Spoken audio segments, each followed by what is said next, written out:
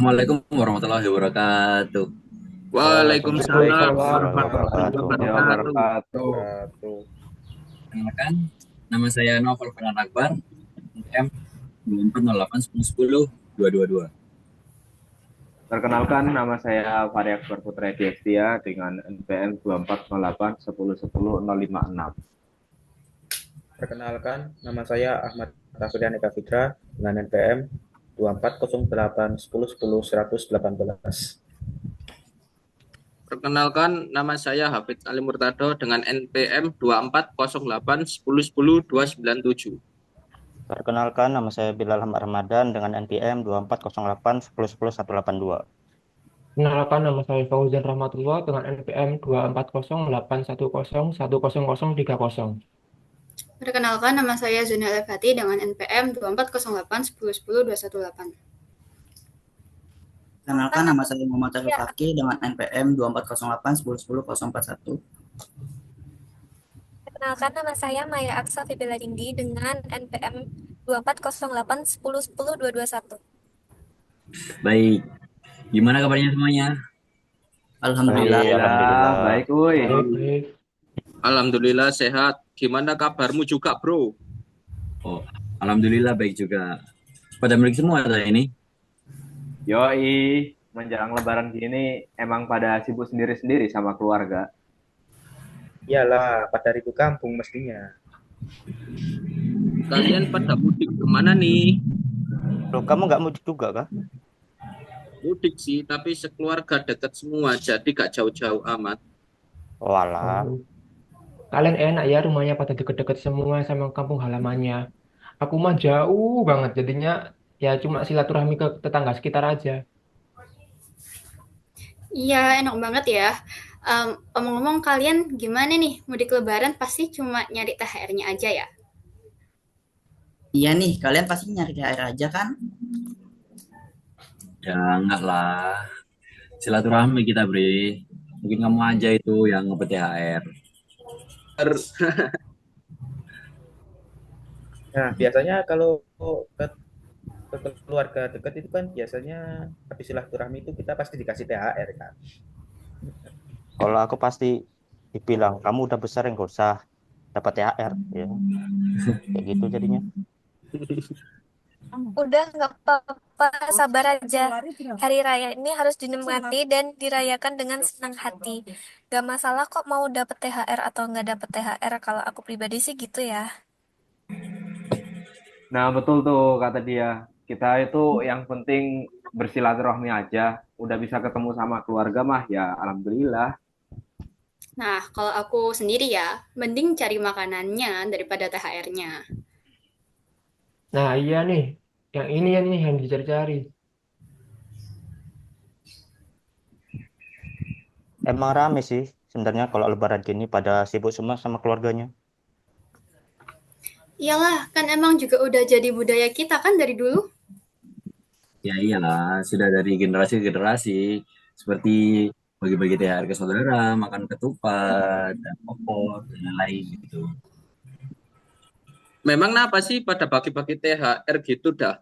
Kayak duitnya banyak aja. Sorry, bercanda. Parah. Jangan salah loh ya.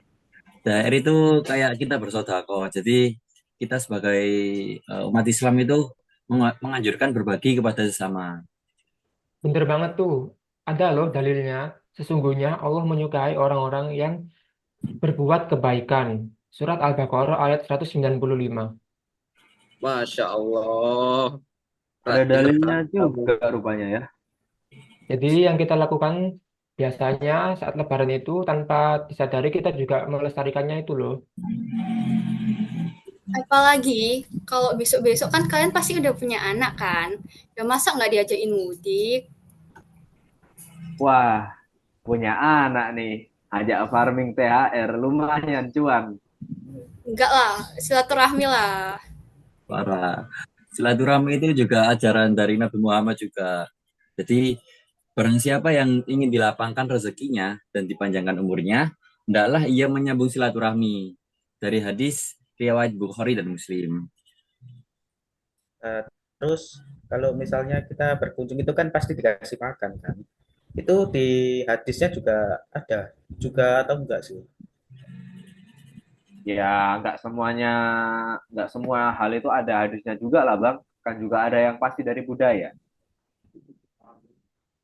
Ya, tapi kan kalau kita biasanya berkunjung itu kayak kita ketemu ketupat gitu kan, dikasih makan ketupat gitu. Pasti ada filosofinya juga di balik itu juga kan. Ya, ya benar. Ketupat itu ada filosofinya juga. Jadi dalam budaya Jawa sering dikaitkan dengan akul pat atau mengakui kesalahan dan laku papat, yaitu empat perilaku: lebaran, luberan, leburan, dan leburan. Oh alah gitu toh. Berarti dengan adanya ketupat ini, kita bisa juga jadikan Lebaran sebagai sarana berbagi dengan tetangga. Ya, meskipun bukan tetangga ya. Misal kalau fakir miskin nih, Bener banget, bisa.